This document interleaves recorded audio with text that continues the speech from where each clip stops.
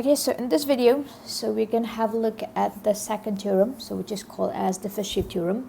So remember when we discussed linearity theorem previously, I did mention that to you, the fact that linearity theorem can only be used when your functions are being combined together by plus and minuses. However, if they involve product between two or more functions, automatically you cannot use linearity theorem. So there will be some other theorems for them, and this is going to be one of them.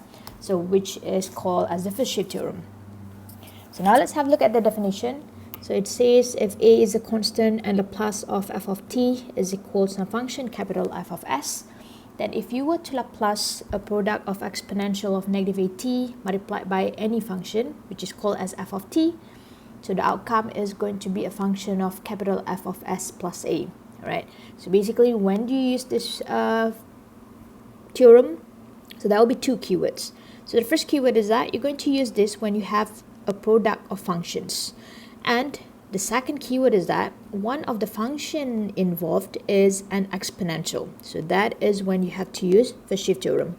So let me put over here. For example, let's say I come across some like Laplace of exponential of negative 3t sine of t. So here I have an exponential of I have a product between exponential and a sine function, so automatically this can be done by using the first-shift theorem. Or so if I were to have some like this, Laplace of t exponential of t, so delta of t, so this is also going to be first-shift theorem. Why? Because I have a product of t with exponential of t with delta of t, and one of the function involved is an exponential, so automatically that can be done by using first-shift theorem. Alright, so now let's have a look at what do you need in order to use the first-shift theorem. Okay, first of all, what we're going to have to do is I'm going to separate the exponential and the function. Okay, from the exponential itself, what you have to do is you have to figure out what is going to be the value of a, and you need to plug in the value of a right there for the outcome. Okay, and anything else in the function that is not the exponential, so that will be defined as your function f of t. And if I were to refer to my previous two example, so here for this case my f of t is going to equal sine of t, but for the second function, remember I have three functions being combined together, I only have to put aside the exponential but take everything else. So therefore for this case my function f of t will be t delta of t, so that will be the function f of t, right?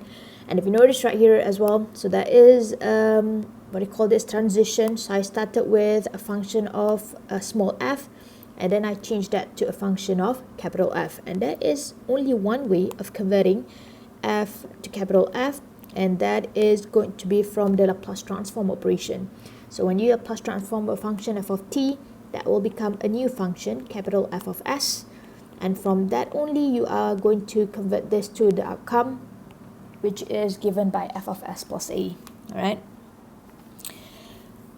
Okay, so if you notice right here, so this particular theorem right here, so this applies when the power of exponential is negative.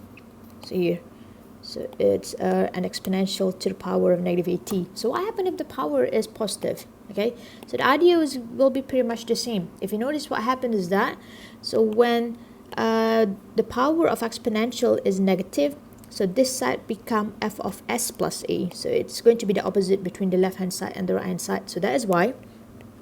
So if I were to have exponential with a positive power, Laplace of exponential at multiplied by f of t, so because this is positive, then automatically on this side I'm going to have a function of f of s minus a.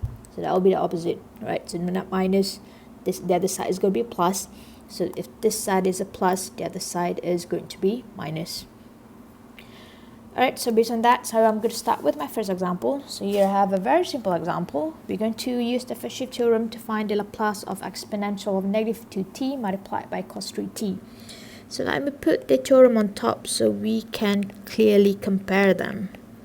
Okay, and if you're not used to the theorem yet, so this will be a good idea so that you will have sort of like an idea how to compare between both of them in order to identify your value of a and also f of t. And let me put a dot in between the function as well.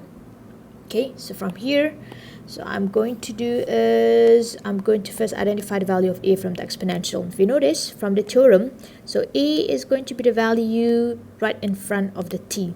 It's going to be a constant value. For this case, I have a value of 2. So from here, right away, we identify a is going to equal 2. And remember, I mentioned just now, anything else aside from the exponential, so that will be defined as your function f of t. And for this case, that will be cos of 3t. And then I'll be converting this to a function f of s, and that is easily achieved by doing the Laplace transform of the function cos 3t. And because there's only one individual function right here, that can easily be done by using the table. And according to the table, this will be s over s squared plus 3 squared, which is going to equal a 9. And according to the theorem, so this is going to equal f of s plus a. For this case, is going to be f of s plus 2. So now I'm going to find what is f of s plus 2. And now this is just algebraic manipulation. So every single time you come across s, you're going to change that to a new variable, which is going to be s plus 2. Right, so here we have 2s, one at the top, one at the bottom, and we have to convert them both. So this s over here at the top now is going to be s plus 2, and at the bottom, so it's going to be s plus 2 to the power of 2 plus 9. Okay, so that is going to be our outcome. So therefore we can write that, therefore Laplace of exponential of negative 2t, so cos of 3t according to the first shift theorem, is going to equal s plus 2 over s plus 2 square plus 9. So that will be the outcome. That's it. Right? So that is a very simple idea. So as long as you know how to use the table, you understand well how to do the algebraic manipulation, you should have no problem with this theorem. Right, so now I'm going to start with the second example. Right, so this second example, I'm trying to prove a point here by showing this example. So I'm trying to prove to you the fact that sometimes when we find a Laplace transform, so you, instead of like using only one theorem in order to find the Laplace, so there are cases that you have to use more than one. Probably there will be 2 theorems involved, probably it's going to be 3 and so on. And for this case, particular one, so you will have to apply 2 theorems. And we're going to revise the previous theorem that we have discussed as well. So if you notice here, we have a function of 2 plus t squared exponential 3t. And I have a plus between these two functions right here. So therefore, what I'm going to do is, I'm going to apply the linearity theorem. So when I apply linearity theorem, this is going to be a Laplace of 2 plus Laplace of t squared exponential of 3t. So Laplace of 2, so this can easily be done by using the table, so we don't need to bother with that. But here I have Laplace of t squared exponential of 3t, and because of the exponential being multiplied by t squared, we know that this is going to be done by using the first shift theorem. So then put over here using first shift theorem. So I'm going to find the Laplace of, let me rearrange them. I'm going to, instead of writing this as t squared exponential 3t, I'm going to write this as exponential of 3t multiplied by t squared. Remember, when we have products, so the position doesn't matter which one comes first. It's going to be the same, because 2 multiplied by 3 is the same as 3 multiplied by 2. Alright, so now let me put a dot in between them. So from the exponential, what I'm going to do is, I'm going to identify what is the value of a, and for this case, we straight away identify the value of a is going to equal 3. So that will be the constant value right in front of t. And aside from that, f of t is going to equal the function of t squared.